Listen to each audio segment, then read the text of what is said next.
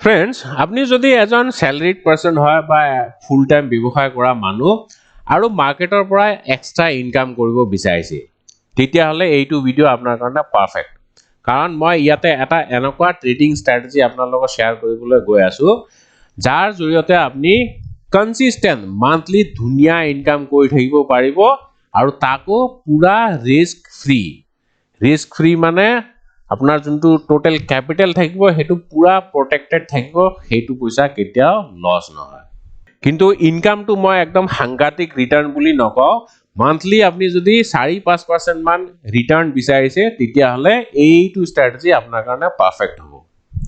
আৰু যদি আপনি কিবা বহুত সাংঘাতিক এক্সপেক্ট কৰি আছে মাৰ্কেটৰ পৰা যে মই মান্থলি 50% 60% ইনকাম কৰিম তেতিয়া হলে এইটো ভিডিও আপোনাৰ কাৰণে নহয় এইটো ভিডিও আপনি চাব নালাগে আপনি বেলেগ ভিডিও চাওক ঠিক আছে সো এইখিনি প্ৰফিট যদি আপনি একসেপ্ট কৰে তেতিয়া হলে এই ভিডিওটো কমপ্লিট চাওক মই ডিটেইল ষ্ট্ৰেটেজিটো আপোনাক শেয়াৰ কৰিবলৈ গৈ আছো তো বন্ধুসকল মোৰ নাম ৰাজীৱ এলবি ৰয় মই এজন শেয়াৰ মাৰ্কেট কোচ অথৰ আৰু ইউটিউবাৰ হয় যদি আপনি ফাৰ্স্ট টাইম আমাৰ চেনেলটো চাই আছে আপডেটস এছামিজ প্লিজ চেনেলটো সাবস্ক্ৰাইব কৰি দিব আৰু লগতে বেল আইকনটো দবাই দিব তো বলক তেতিয়া হলে আমি আজিৰ ষ্ট্ৰেটেজিটো জানি লম আজি যোনটো আমি ষ্ট্ৰেটেজি আলোচনা কৰিম হেতু হল ইনডেক্স বেস ষ্ট্ৰেটেজি ইনডেক্স মানে আমি নিফটিত ইনভেস্ট কৰিম ঠিক আছে নিফটি মানে তো গমে পায় নিফটি ইন্ডিয়াৰ ভিতৰ সবতছে এটা সিকিউৰ ইনডেক্স ইয়াৰ ভ্যালু সদা ওপৰলৈ গৈ আছে আৰু ইনডেক্সৰ ভ্যালু কেতিয়াও জিৰো নহয় আৰু সেই কাৰণে মই ইয়াক পুৰা ৰিস্ক ফ্ৰী ষ্ট্ৰেটেজি বুলি কৈছো আমি নিফটিতে ইনভেস্ট কৰিম মানে ইনডেক্সত ইনভেস্ট কৰিম ঠিক আছে সো কেনেকৈ ইনভেস্ট কৰিম হেতু কোৱাৰ আগতে মই নিফটিৰ বিষয়ে অলপমান কৈ দিও যদি আপুনি নাজানে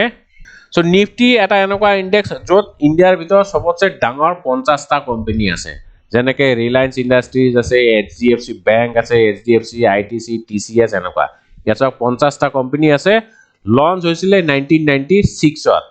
আৰু বেস ভ্যালু আছিল 1000 আৰু এতিয়া নিফটিৰ প্ৰাইস কিমান হৈ আছে 18400 ৰ ওচৰত তাৰ মানে কি বুজাইছে 1996 ত আপুনি যদি 1000 টকা ইনভেস্ট কৰিলে হয় নিফটিত তেতিয়া হলে তাৰ ভ্যালু এতিয়া গৈ পালে হয় 18400 দেখিছে সো ইনডেক্সৰ ভ্যালু কেতিয়া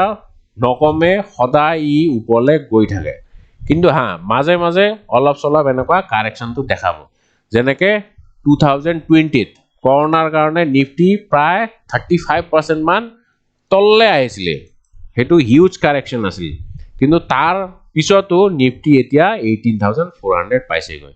গতিকে লং টাৰ্মত ই সদা উপৰমুৱাই হৈ থাকিব তাৰ আগত 2008 তো লেমন ব্ৰাদাৰ্স কোলাপস হৈছিল তেতিয়া নিফটিৰ ভ্যালু 25% মান তললে নামিছিল কিন্তু তাৰ পিছতো ই ওপৰলে গৈ আছে গতিকে ইনডেক্স টু হল সবতছে এটা সেফ ইনভেস্টমেন্ট জায়গা সো আমি যোনটো ষ্ট্ৰেটেজি ইয়াত আলোচনা কৰিম হেতু ইনডেক্স বেস ষ্ট্ৰেটেজি হয় সো এতিয়া হয়তো আপুনি ভাবিব পাৰে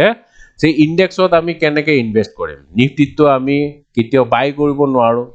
আমি যদি বাই কৰো বা ট্ৰেড কৰো তেতিয়া হলে আমি হয় ফিউচাৰস নহলে অপশনসতে ট্ৰেড কৰিব লাগিব কিন্তু তাৰ এটা উপায় আছে উপায়টো কি উপায়টো হল নিফটিবিজ এতিয়া কি হয় নিফটিবিজ হল এটা ইটিএফ মানে এক্সচেঞ্জ ট্ৰেডেড ফান্ড ঠিক আছে এক্সচেঞ্জ ট্ৰেডেড ফান্ডটো কি হয় এক্সচেঞ্জ ট্ৰেডেড ফান্ডটো এটা ফান্ড হয় নামটোৰ পৰা গমে পাইছে মিউচুৱেল ফান্ড যেনেকুৱা ফান্ড মানে কম্বিনেশন অফ ডিফারেন্ট অ্যাসেটস ইয়াত ডিফারেন্ট অ্যাসেটস মানে কি নিফটি 50 ত 50টা ষ্টক আছে সো এই 50টা ষ্টক লৈ পেলাই হে এই ইটিএফ টো গঠন হৈছে নিফটিবিজ বুলি ঠিক আছে আৰু ইয়াৰ প্ৰাইসটো নিফটি লেখিয়াই মুভ কৰি থাকে নিফটি যেনেকৈ মুভ কৰে নিফটিবিজো একেদৰে মুভ কৰি থাকিব মই দেখাই আছো এইটো যেনেকৈ নিফটিবিজৰ মই চাৰ্ট দেখাই আছো আৰু মই এইটো নিফটি চাৰ্ট দেখাই আছো চাওক কিবা ডিফাৰেন্স পাইছে একো ডিফাৰেন্স নাই নিফটি যেনেকৈ মুভ কৰিছে নিফটিবিজো ঠিক তেনেকৈ মুভ কৰিব কাৰণ এইটো এটা ইটিএফ হয় ঠিক আছে সো ইটিএফত আপনি ইনভেস্ট কৰিব পাৰে লং টাৰ্ম ইনভেস্ট কৰিব পাৰে ফিউচাৰস আৰু অপশন হেবিলাক তো কন্ট্ৰাক্ট হয় হেবিলাক এমাহ দুমাহ তিনি মাহৰ মূৰে মূৰে এক্সপায়াৰ হৈ যায় কিন্তু আপুনি যদি লং টাৰ্ম ইনভেস্ট কৰিব বিচাৰে তেতিয়াহলে ETF তে ইনভেস্ট কৰিব লাগিব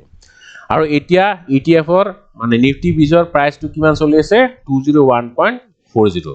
নিফটিৰ প্ৰাইচ কিমান 18360 ওচৰত আছে এতিয়া ঠিক আছে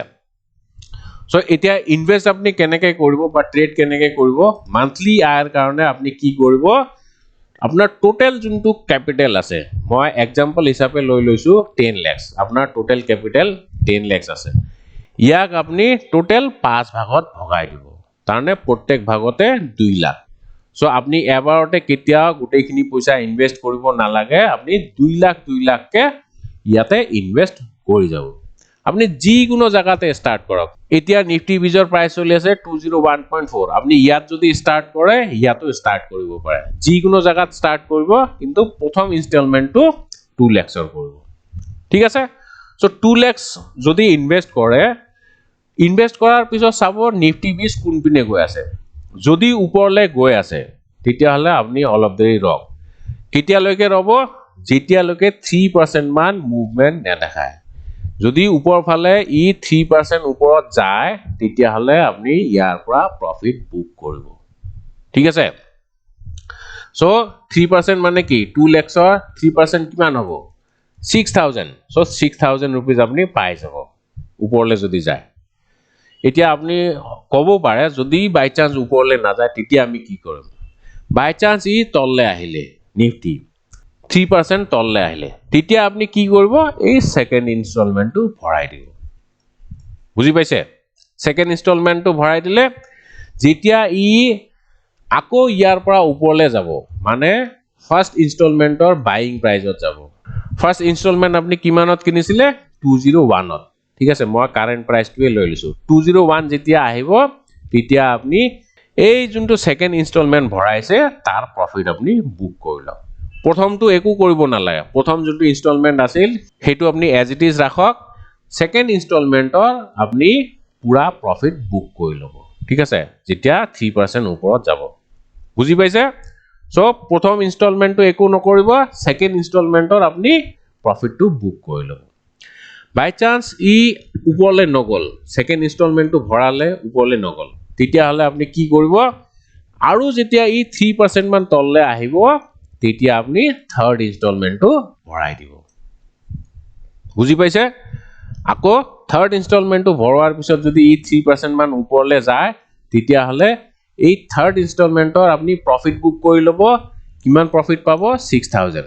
আকৌ যদি ই আৰু ওপৰলৈ যায় 3% ওপৰত যদি যায় আকৌ আপনি 6000 ৰ প্ৰফিট বুক কৰি লব মানে সেকেন্ড ইনস্টলমেন্টৰ প্ৰফিটটো বুক কৰি লব প্ৰথম যোনটো ইনস্টলমেন্ট থাকিব হেতু একো কৰিব নালাগে বুজি পাইছে যদি বুজি নাই পোৱা আকৌ এবাৰ আপনি ৰিপিট কৰিবলৈ চাব কাৰণ মই যদি ৰিপিট কৰিবলৈ যাওঁ তেতিয়াহলে ভিডিওটো দীঘলীয়া হ'ব ঠিক আছে সো এনেকে আপনি ইনভেস্ট কৰি যাব যদি তললৈ আহে 3% তললৈ আহিলে আপনি এটা ইনস্টলমেন্ট ভৰাই যাব যদি ওপৰলৈ যায় আপনি তাত প্ৰফিট বুক কৰিব ঠিক আছে আপনি এতিয়া হয়তো ভাবিবও পাৰে যদি মাৰ্কেট এনেকা কন্টিনিউয়াস ডাউন ট্ৰেন্ডত থাকে তেতিয়াহলে আমি কি কৰিম হেতু তো পসিবল হয় হয়নে নাই চাওক মাৰ্কেট যেতিয়া তললৈ নামিব কেতিয়াও ই এনেকা ষ্ট্ৰেট লাইনত নামি নাহে সদায় অলপ তললৈ আহিব অলপ ওপৰলৈ যাব তললৈ আহিব ওপৰলৈ যাব তললৈ আহিব ওপৰলৈ যাব সো আপনি যদি এটা ইনস্টলমেন্ট ইয়াতে ভৰালে সেকেন্ড ইনস্টলমেন্ট ইয়াতে ভৰালে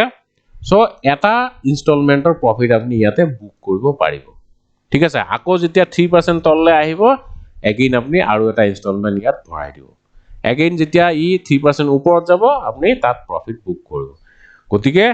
ডাউন ট্ৰেন্ডতো আপনি এনেকে প্ৰফিট আয় কৰি থাকিব পাৰিব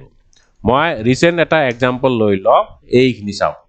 এইখিনি 2022 টাইম পিৰিয়ড এইখিনি সময়ত নিফটি ডাউন ট্ৰেন্ডত আছিল দেখিছেনে ক্লিয়াৰ এটা ডাউন ট্ৰেন্ডত সো ইয়াতো যদি আপনি ইনভেস্ট কৰিলে হয় তথাপিও আপনি প্ৰফিট পালে হয় কেনেকৈ মই দেখাই আছো চাওক ইয়াৰ পৰা ইয়ালৈকে কিমানটো তললৈ আহিছে 11% যদি আপনি ইনস্টলমেন্ট ভৰাবলৈ যায় ইয়াত কেইটা ইনস্টলমেন্ট ভৰাব পাৰিব তিনটা ইনস্টলমেন্ট মানে 3% কে আপনি তিনটা ইনস্টলমেন্টত ইয়াত পইচাখিনি ভৰাই দিলে সো ইয়াত অহাৰ পিছত আকৌ তো ওপৰলৈ গৈছে ইয়াতে চাওক কিমান মুভমেন্ট দেখাইছে 11% এগেইন প্ৰায় সিমিলাৰ মুভমেন্টে দেখাইছে মানে ইয়াত আপুনি তিনটা ইনষ্টলমেন্টৰ প্ৰফিট বুক কৰিব পাৰিলে হয় নে নাই সো আপনি ইয়াতে টোটাল কিমান পইচা লগাইছে ইয়াতে যদি আপনি তিনটা ইনষ্টলমেন্ট ভৰাই মানে 2 lakhs কে 6 lakhs আৰু তিনবাৰ আপনি প্ৰফিট বুক কৰিলে 9% মুভমেন্ট 11% প্ৰায় 12% মান সো মই তিনিবাৰে প্ৰফিট বুকিং বুলি ধৰিছো ঠিক আছে সো তিনিবাৰ যদি আপনি প্ৰফিট বুক কৰে এবাৰত আপনি কিমান বুক কৰিলে হয় 6000 কে সো 18000 रुपीजৰ আপনি প্ৰফিট পাই গল ঠিক আছে সো চাওক ডাউন ট্ৰেন্ডতো আপনি এনেকে 18000 ৰ প্ৰফিট পাই যায় সো হেতু কিমান টাইম পিৰিয়ড হাৰ্ডলি 2 মাহ মান হ'ব সো 2 মাহত আপনি 18000 যদি প্ৰফিট পাই যায় তেতিয়া হলে হেতু বহুত ধুনিয়া এমাউন্ট মোৰ হৈছে পায় সো মই ডাউন ট্ৰেন্ডত ইয়াত দেখাই দিলো ডাউন ট্ৰেন্ডতে আপনি ধুনিয়া প্ৰফিট পাইছে আৰু আপনি যদি আপ ট্ৰেন্ডত মানে 2020 মাৰ্চ ইয়াৰ পৰা আৰম্ভ কৰি 2021 অক্টোবৰ লৈকে বিৰাট ধুনিয়া এটা আপ ট্ৰেন্ডত আছিল ইয়াতে যদি আপনি পইচা ইনভেস্ট কৰিলে হয় ইয়াত আপনি ধুনিয়া প্ৰফিট কমালে হয় ঠিক আছে মান্থলি আপনি আৰামসে 4 to 5% অৰ প্ৰফিট এটা পাই যায় এন্ড বেস্ট পাৰ্ট কি ইয়াতে লস হোৱা চান্স তো নাই কাৰণ যেতিয়া মাৰ্কেট তললে আহিব আপনি তো ভৰাই যাব ধৰিলক কেতিয়াবা বহুত মাৰ্কেট বেয়া হল যে পাঁচটা ইনষ্টলমেন্ট আপোনাৰ ঘুমাই গল কিন্তু কেতিয়াবা নহয় কেতিয়াবাতে ই ওপৰলে যাব আৰু যেতিয়া ওপৰলে যাব তেতিয়া আপনি এবাৰকে এটাকে ইনষ্টলমেন্ট আপনি উলাই যাওক হয়নে নাই যেনেকৈ কৰোনাৰ সময়ত হৈছিলে মই দেখাই আছো ইয়াতে কৰোনাৰ সময়ত চাওক ইয়াতে একদম পুৰা ভাৰ্টিকেল ফল কিন্তু তাৰ পিছত তো বেছি দিন লাগা নাই চাওক ইয়াৰ হাই আছিল এইখিনি লৈকে কেইমাহ মানৰ ভিতৰতে এইখিনি নৱেম্বৰৰ ভিতৰতে এইখিনি জাটা পাই গৈছে গতিকে আপনি ইয়াতে ভৰাই দিলে হয় গুটেকিটা ইনষ্টলমেন্ট আৰু যেতিয়া মাৰ্কেটটো আপ ট্ৰেন্ডত থাকিব তেতিয়া আপনি প্ৰফিট বুক কৰি থাকিব পাৰিলে হয় ঠিক আছে আৰু চাওক ইয়াৰ মাজতো আপনি আকৌ নতুনকে ইনভেষ্টমেন্ট ভৰাব পাৰিলে যেনেকৈ ইয়াৰ পৰা ইয়ালৈকে কিমান 9% মান মুভমেন্ট দেখাইছে সো ইয়াতো আপনি তিনটা ইনষ্টলমেন্ট ভৰাব পাৰিলে হয় নাই সো এটো এটা ৰিস্ক ফ্ৰী স্ট্ৰ্যাটেজি হয় আপনি থ্ৰু আউট দা ইয়াৰ আপ ট্ৰেন্ড হওক ডাউন ট্ৰেন্ড হওক আপনি পইচা আয় কৰি থাকিব পাৰিব প্ৰফিট তো অবিয়াসলি অলপমান কম হয় কিন্তু ৰিস্ক ফ্ৰী হেতু সবতছে ডাঙৰ কথা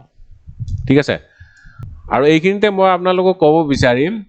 ইন্টাৰডে ট্ৰেডিংৰ ওপৰত মই এটা কোৰ্স লঞ্চ কৰি আছো জীৱিকাৰ বাবে ইন্টাৰডে ট্ৰেডিং ইয়াতে মই 10টা ব্যাক টেস্টেড স্ট্ৰ্যাটেজি আলোচনা কৰিম আৰু এইকিটা স্ট্ৰ্যাটেজি মই নিজে ব্যাক টেস্ট কৰি পোৱা আৰু গুটেকিটা ধুনিয়া ৰিজাল্ট দিছে যদি আপনি ইন্টাৰেস্টেড এইটো কোৰ্স আপনি লব পাৰে লঞ্চ হোৱা নাই এতিয়া কিন্তু নেক্সট মাহত এইটো লঞ্চ হৈ যাব সো যিয়ে নহওক বন্ধুসকল আজিৰ ভিডিওটোত ইমানে যদি ভিডিওটো ভাল পাইছে তেতিয়া হলে প্লিজ কমেন্ট কৰি পেলাই আপনি জনাব ভাল লাগিছে বুলি গুড বুলি আৰু যদি বেয়া পাইছে বেয়া বুলিও লিখিব পাৰে সো আজিলে ইমানে থ্যাংক ইউ